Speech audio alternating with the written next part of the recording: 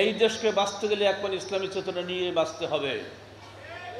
এই যে রাজশাহী, এই রাজশাহীতে আমরা বসে আছি, নদীর ধারে কাল গিয়েছিলাম, নদীর উপরে ইন্ডিয়া, কি ওই জায়গার নাম কি, মুর্শিদাবাদ, মালদা না, মালদা নয়, গ্রাম বলো।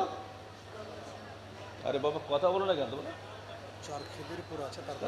বাজে কথা বলে। ইন্ডিয়ার কি লালগোলা, লালগোলা, মালদা, লালগোলা, মুর্শিদাবাদ সব মুসলমানের দেশ, কিন্তু সেই সময় দাগ কাটার সময় রেড ক্লিপ ওইগুলো সব বাদ দিয়ে দিয়েছে। নেহরু চক্রান্ত করে মুসলমান এরিয়াটা তারা দখল করে নিয়েছে। ঠিক সিলেটের করিমগঞ্জ পুরোপুরি মুসলমানের এরিয়া, সেটাও তারা নিয়ে নিয়েছে। এরপরও যতটুকু দিয়েছে, এখানে বাঁচতে গেলে আমাদেরকে ইসলাম নিয়েই বাঁচতে হবে, ইসলাম চলে গেলে শেষ হয়ে যাবে। আর এই জন্য আজে বাজে স্লোগান দিয়ে দিয়ে আমাদের ছেলেদেরকে এ পর্যন্ত মূর্খ বানানো হয়েছে। মাদ্রাসা হোক, কলেজ হোক, ইউনিভার্সিটি হোক, কোনো ছাত্ররাই তাদের দেশের ইতিহাস জানে না। শুধু ইসলামী চেতনা ভুলেতে পারলেই বাংলাদেশ শেষ।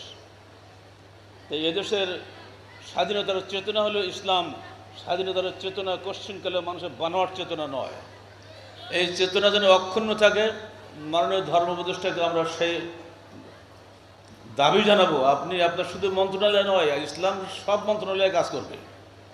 যেখানেই দেখবেন ইসলাম বিরোধী কাজ হচ্ছে, সেখানে প্রতিবাদ করতে হবে আপনাকে, কোনো খাতির নেই। সুদী অর্থনীতি অবশ্যই বাতিল করতে হবে। সুদ কোশ্চিনকালেও মানুষের কল্যাণ আনে না, সুদ সবসময় মানুষের ধ্বংস নিয়ে আসে। পৃথিবীর যত জ্ঞানী গুণী, যত প্লেটো সবাই বলেছে সুদ দরিদ্রতার মূল উৎস। কোরআন বলেছে, হাদিস বলেছে। আমরা সেই সুদকে সামনে রেখে ক্ষুদ্র ঋণের বদলে যদি কর্জে হাসানা প্রকল্প চালু করে দিই, যেটা ইন্ডিয়া পেরেছে, শ্রীলঙ্কা পেরেছে, বাংলাদেশ কেন পারবে না? এটা মাননীয় প্রধানমন্ত্রীর কাছে আমার দাবি রইল, তিনি ক্ষুদ্র ঋণের প্রবক্তা বলে সারা বিশ্ব নন্দিত। আমরা বলে আপনি এটা কর্জে হাসানের প্রবক্তা হন, কারণ আপনার মেরিট আল্লাহ পাক দিয়েছেন, অর্থনীতির জ্ঞান আল্লাহ আপনাকে দিয়েছেন। এই জ্ঞানটা দিয়ে ব্যয় করেন কোরআন এবং হাদিসের পথে, ইনশাল্লাহ আপনার এই মেরিট, আপনার প্রতিভা বাংলাদেশে অনন্য প্রতিভা হিসেবে গণ্য হবে। ইহকালে যেটা কাজে লাগছে, পরকালে আরও বেশি কাজে লাগবে, মুক্তির পথ খুলে যাবে। আল্লাহ পাক আমাদের সবাইকে দিনে হকের উপরে দৃঢ় থাকার তৌফিক দান করুন।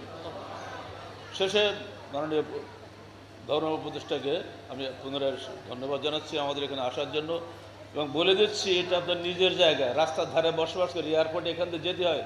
যেমন আগেবার এসেছিলেন নিজে কোনো প্রোগ্রাম ছাড়াই, যখনই এই দেশে এই বঙ্গে আসবেন প্লেনে চড়ে, তখন এখানে আমরা আছি, দয়া করে একটা ভিজিট করে যাবেন, আমরা খুশি হব, আমরা নিজেদেরকে সত্যি ধন্য মনে করব। আসসালামু আলাইকুম রহমতুল্লাহ।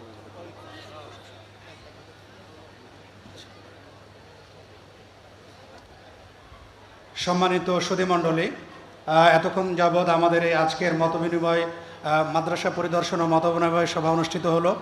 আমরা আবারও মার্কাজের ছাত্র শিক্ষক এবং সংগঠনের পক্ষ থেকে মাননীয় ধর্ম উপদেষ্টা ডক্টর আফামা খালেদ হোসেন স্যারকে আন্তরিক ধন্যবাদ জানাচ্ছি আজকের এই অনুষ্ঠান এবং মার্কাজ পরিদর্শন করার জন্য। আমরা অত্যন্ত আনন্দিত হয়েছি।